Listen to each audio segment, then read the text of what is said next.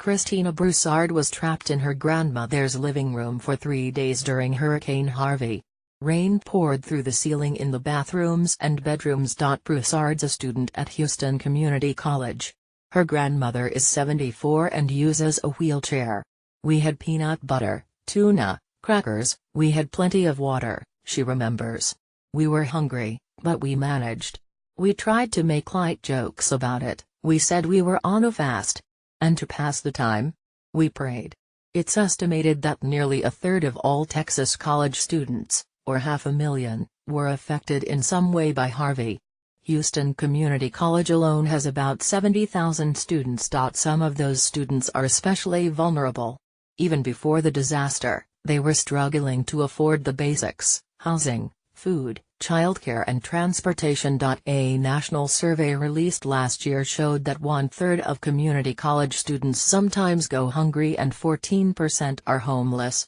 Frances Villagran-Glover, an associate vice chancellor at Houston Community College, says their numbers are similar. And then you have the housing insecure, she adds, such as those doubled up with friends and family. Which is even more of a staggering number. For these students, even a small setback, like a car repair, can cause them to drop out. Never mind the disruption of a major disaster which destroyed tens of thousands of homes and cars and laid waste to daily routines. But colleges are learning that they can play a stronger role in removing these kinds of obstacles from students' paths to graduation. And Harvey has been a catalyst to increase these efforts at area colleges like HCC. Christina Broussard just turned 33. 3 years ago, around the time she first went back to school, she lost custody of her 2 daughters, because, she says, she couldn't provide a stable living environment. While attending classes, she slept in bus shelters, or nasty hotel rooms, when I could get $20 or $30. She stayed with friends, her mother and her grandmother. Now, she says, her grandmother's house has been declared uninhabitable and it's unclear whether insurance will pay for any of it. They are staying temporarily at a hotel. But Broussard refuses to see herself as a statistic or a charity case. She would rather talk about the performing arts degree she's working on. Or the videos she posts on social media to, she says, spread empowerment to women. Even after Harvey, she says, we've lost some things, but this is not my first rodeo. I've learned to let go of things. I still have a positive outlook. Monday, September 11th, was the first day of class at HCC. Jimmy Camills, the editor-in-chief of the school paper, was 10 minutes late.